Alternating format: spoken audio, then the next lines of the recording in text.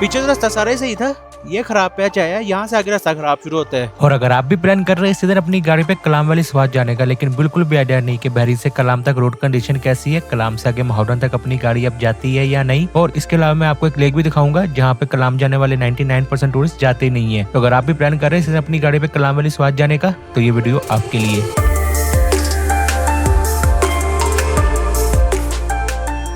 फैसलाबाद से हमने अपना ट्रैवल सफर काफी लेट शुरू किया था, जिसका हमें फायदा ये हुआ कि सिटी में कहीं भी रश नहीं मिला, लेकिन फिर भी हमारे घर से मोटरवे तक हमें 1 घंटा लग जाता है, क्योंकि मैं फैसलाबाद के एक कोने पे रहता हूँ और मोटरवे दूसरे कोने पे है।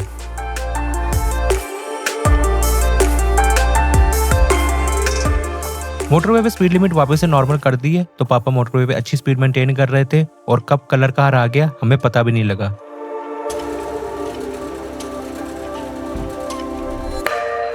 गर्मी तो दिन ब दिन बढ़ती जा रही है और फैसलाबाद में भी मतलब कि काफ़ी गर्मी थी, 2-3 दिन तो बहुत ज़्यादा गर्मी पड़ी है।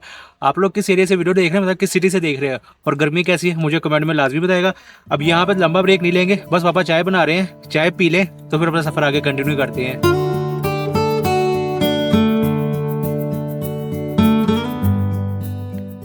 इस्लामाबाद से कलाम का ट्रैवल डिस्टेंस ऑलमोस्ट 330 किलोमीटर है। इस्लामाबाद पहुंच के आपने लेनी पिछाड़ वाली मोटरवे और उस पर तकरीबन 90 किलोमीटर सफर करने के बाद आपको चकतरा स्वात का बोर्ड लगा नजर आएगा। यहाँ से आपने ले लेना स्वात एक्सप्रेसवे।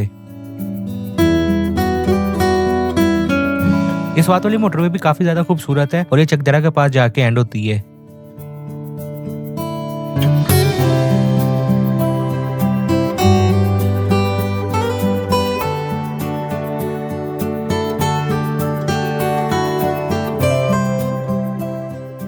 जैसे मोटरवे से नीचे उतरेंगे तो थोड़ा सफर करने के बाद आपको बोर्ड नजर आएगा। अगर आप सीधा चले जाओ तो चित्राल चले जाते हैं, लेकिन हमने से लेफ्ट मुड़ जाना स्वात की तरफ। मेन स्वात में सभी नेटवर्क चल रहे होते हैं, तो आपने सिंपल गूगल आंटी को कहना है कि हमने कलाम जाना है, तो वो आपको न्यू मदियन बाईपास वाले रोड पे डाल देगी। अच्छा जी, नाइस्टेक का ऑप्शन है आपके पास स्वात सिटी और मेन भी है, फिजा घाट में भी है, लेकिन यहाँ पे ना रात को थोड़ी सी गर्मी होती है तो दिल करता है एसी वाले रूम का। बालाकोट से मिलता जुलता एक मौसम होता है, तो अगर यहाँ पे नाइस्टे करना हो तो आप फिर माइंड में रखेगा कि आपको एसी वाले रूम की जरूरत पड़ेगी। बाकी हमने तो आगे कलाम जाना है, वहाँ पे मौसम अच्छा होता है। पेट्रोल की प्राइस स्वात में नॉर्मली 3-4 रुपए ज्यादा होती है और फिर जैसे जैसे आप कलाम के पास जाते रहेंगे तो प्राइसेस मजीद बढ़ती रहेंगी। और रोड कंडीशन की बात करें तो जब आप मोटरवे से नीचे उतरेंगे तो वहां से लेके समझे कि माध्यम तक आपको बड़ा अच्छा रोड मिलेगा। जैसे मेन माध्यम शुरू होता है तो तब ये खराब पैच आता है, ज्यादा लंबा नहीं है। उसके बाद फिर यहाँ से आगे बहरीन तक जो रोड है ना वो बड़ा VIP है।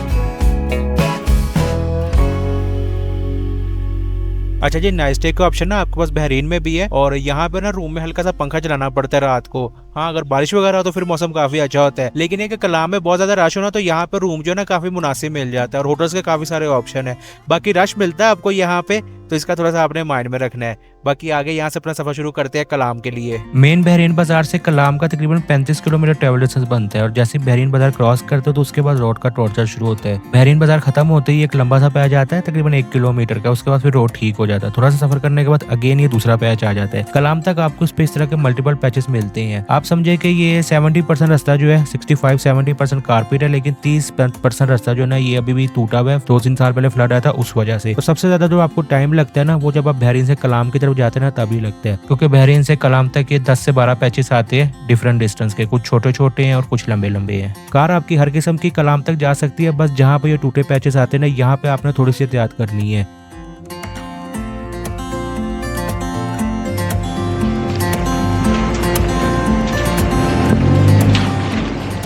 ये कच्चा पक्का आता रहेगा, आपने ज्यादा परेशान नहीं होना। बस कलाम से तकरीबन 10 किलोमीटर पहले ये 3 किलोमीटर रास्ता थोड़ा ज्यादा खराब आता है, लंबा पे आ जाइए। उसके बाद फिर अगेन कलाम तक जो रोड है ना वो ठीक हो जाता है। और जब आप मोटरवे से उतरते हैं तो समझे कि मोटरवे से कलाम तक आपको 4.5-5 घंटे लग जाते हैं। बाकी अगेन हर किस्म की गाड़ी कलाम तक आ सकती है, बस ये कि ये टूटे हुए रास्ते पे आपने थोड़ी सी एहतियात करनी है। कल इस वक्त मैं एसी में सो रहा था और आज एकदम ही मौसम पूरा बदल गया है 24 घंटों में ही। सफर के दौरान हम रोज डस्ट, चेंजिंग वेदर और लॉन्ग ड्राइव फेस करते हैं। कैमरा के सामने रहने की वजह से ग्रूमिंग मेरे लिए काफी इंपॉर्टेंट है। मेरे ख्याल में कॉन्फिडेंस बहुत छोटी छोटी चीजों से इफेक्ट होता है। अगर स्कैल्प पिची हो, डेंडर फ्लेक्स नजर आ रही हो तो बंदा खुद भी अनकंफर्टेबल फील करता है और उसका फोकस भी डिस्टर्ब होता है। इसलिए मेरी डेली ग्रूमिंग रूटीन का एक इंपॉर्टेंट हिस्सा क्लियर मैन है। स्पेशली मेंस हेयर स्कैल्प के लिए डिजाइन किया गया और डेंडर से फाइट करने में हेल्प करता है। मैं इसे यूज करता हूँ जो मेरे स्कैल्प को फ्रेश और क्लीन फील देते हैं। ट्रैवलिंग के दौरान मुझे फ्रेश और कॉन्फिडेंट रहना पसंद है और जब डैंड्रफ की टेंशन ना हो तो पूरा फोकस अपने काम, अपने सफर और अपने कंटेंट क्रिएशन पे रहता है। मेरे लिए फॉर्मूला सिंपल है, no dandruff, more confidence, better performance. अगर आप भी अपनी ग्रूमिंग रूटीन को बेहतर बनाना चाहते हैं तो क्लियरमैन जरूर ट्राई करें। मैं पर्सनली ट्रैवल के दौरान भी क्लियरमैन को अपने साथ कैरी करता हूँ ताकि हर दिन फ्रेश और कॉन्फिडेंट फील कर सकूँ। Clear your head with new Clear Men anti dandruff shampoo.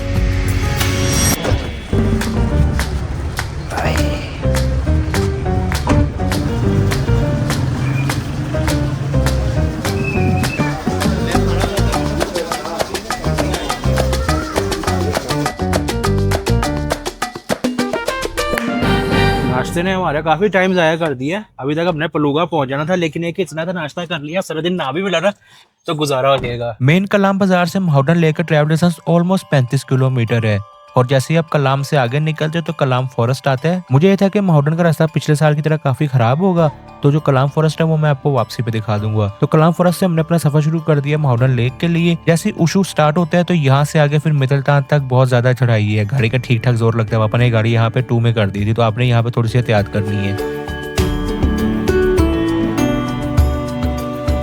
जब आप माउंटेन की तरफ आएंगे तो आपको आखिरी जो पेट्रोल पंप है वो भी इसी गांव में मिलेगा। यहाँ से आगे आपका असल सफर शुरू होता है माउंटेन लेक के लिए। लास्ट ईयर तक यहाँ से आगे रास्ता बन रहा था और ग्लेशियर यहाँ पे आता है। यहाँ पे आके थोड़ा सा रास्ता खराब आता था, लेकिन यहाँ पे अब स्लैब रखते हैं तो यहाँ से आगे पलूगा तक गाड़ी बड़ी इजिली चली जाती है।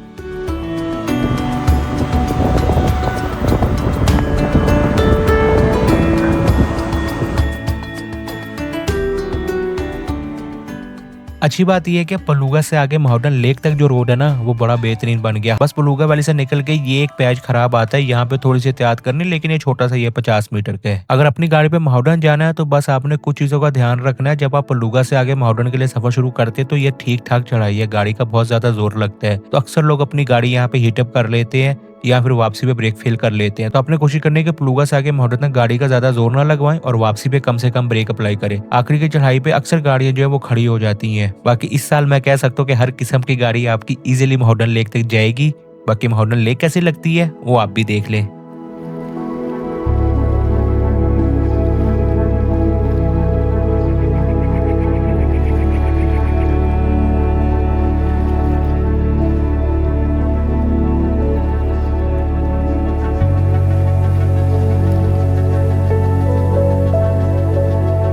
मुझे अच्छी तरह याद है कि कलाम से आगे पहले माहौरन आने के लिए तकरीबन 3-3.5 घंटे लग जाते थे, और ये ज़्यादा पुरानी बात नहीं, 2 साल पुरानी बात है, और आज तो पता ही नहीं लगा।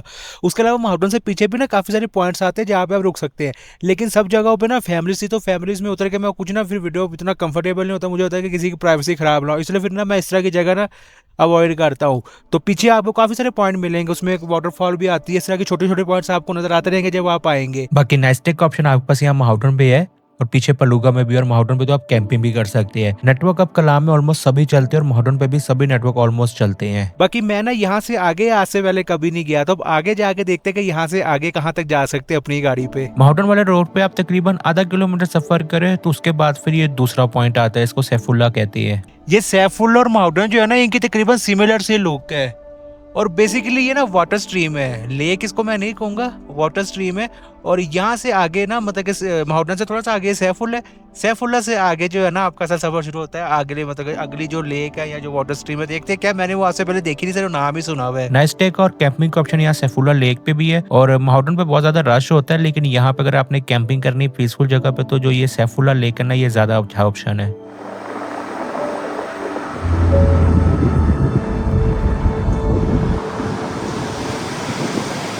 बाकी सैफुल्ला से आगे थोड़ा सा सफर करने के बाद ना रोड खत्म हो जाता है और यहाँ से फिर आगे तीसरी लेक आ जाती है जिसका नाम नसरुल्ला है।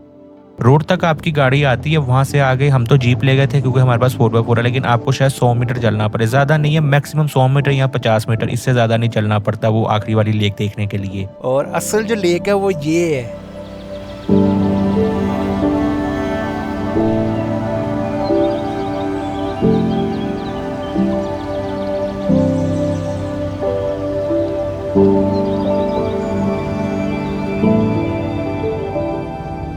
यहाँ पे ये वाटरफॉल भी है, नसरुल्ला लेक से तकरीबन 1 किलोमीटर आगे है। आप लोगों को शायद पैदल जाना पड़े क्योंकि मैंने तो ड्रोन ही भेज लिया था। ऑलमोस्ट 1 किलोमीटर आगे नसरुल्ला लेक से मैंने ड्रोन भेजा था, तो ये वाटरफॉल नजर आई थी और अच्छी बड़ी वाटरफॉल थी। मुझे इसका नाम तो नहीं पता, अगर किसी को नाम पता तो नीचे कमेंट में लास्ट में बताए।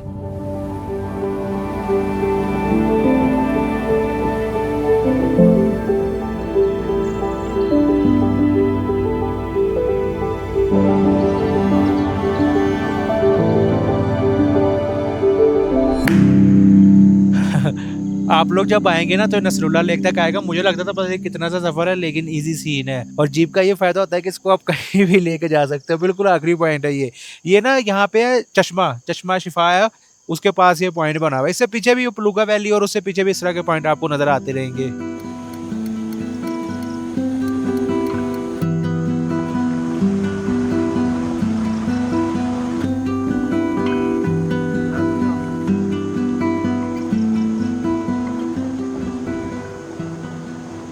हल्की हल्की नींद ना मुझे भी आ रही थी, पापा को भी आ रही थी, क्योंकि मैं कल उठा था तकरीबन 4 बजे।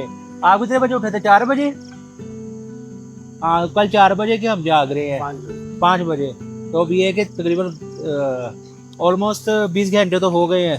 तो अभी चाय पी लिया तो अभी एक नींद नहीं आएगी, क्योंकि अब रात को सोएंगे को कभी जाकर सो गए ना तो फिर ये कि शाम में आंख खुल जाएगी, रात को फिर लेट से सोएंगे, सुबह लेट उठा जाएगा। बाकी यहाँ पे माहौल बड़ा अच्छा है। ये आपको पानी नजर आ रहा होगा, ये सारा इस तरह पानी नीचे जा रहा है। और ये यहाँ पे माउंटेन की सबसे अच्छी चीज यही मुझे लगी कि यहाँ पे इतने सारे आपको से पॉइंट आए ना, कहीं भी आप गाड़ी साइड पे खड़ी करें, अपना मतलब कि पिकनिक करें, खाना पकाएं, एंजॉय करें। लेकिन एक चीज है कि लोगों ने ये कचरे का नहीं ध्यान रखा। जिसने जहाँ के कैंपिंग की है ना उसने कचरा वहीं छोड़ दिया है, तो इस चीज का थोड़ा सा ध्यान रखा करे। हालांकि यहाँ पे जगह जगह डस्टबिन भी पड़े हुए हैं, डस्टबिन के अंदर नहीं फेंका हुआ, डस्टबिन के पास टाच लगाया हुआ, डस्टबिन के अंदर आप फेंक दे, पर नहीं, किसी ने जहाँ की कैंपिंग की है उसने वहीं पे अपना जो कूड़ा ना छोड़ दिया, उठाने की जहमत ही नहीं की है।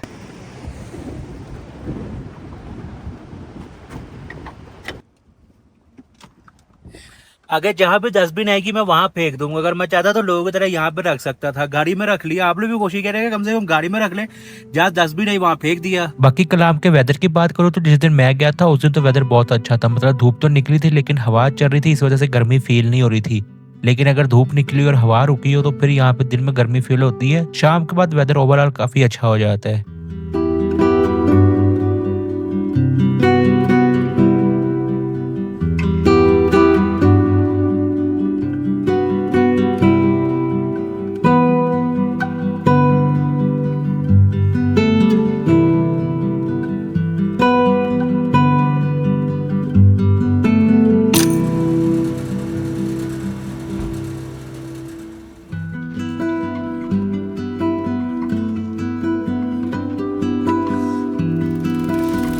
अच्छा जी, आपको ना मेरी बात का ये यकीन नहीं आएगा, अभी टाइम हो रहा है 10:54 और कुछ के बाद मैं भूल ही गया था कि मैं वीडियो भी बनाता हूँ, क्योंकि आके सो गए।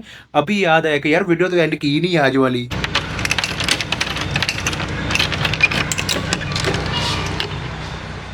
बिजली का ना यहाँ पे थोड़ा सा इशू है, मतलब कि उन्होंने जनरेटर तो चला दिए होटल वालों ने, लेकिन ये कि थोड़ा सा ना झटका लगता रहता है। पर ये कह रहे थे कि हम रात 2-3 बजे तक जनरेटर चलाते हैं, तो ये अच्छी बात है।